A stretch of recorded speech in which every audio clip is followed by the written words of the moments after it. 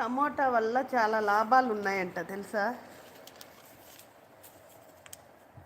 టమాటాతో టమోటాతో చాలా అందంగా తయారవచ్చంట. వంటల్లో రుచికి, ఆరోగ్యానికే కాదు, అందానికి కూడా తోడ్పడుతుంది టమోటా. దీని రసంతో చిన్న చిట్కాలు పాటించి ముఖ సౌందర్యాన్ని ఎలా పెంచుకోవచ్చో తెలుసుకుందామా?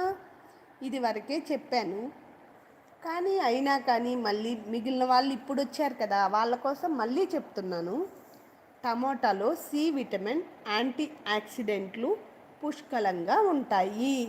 ఇవి చర్మాన్ని లోపల పొర నుంచి శుభ్రం చేస్తాయి.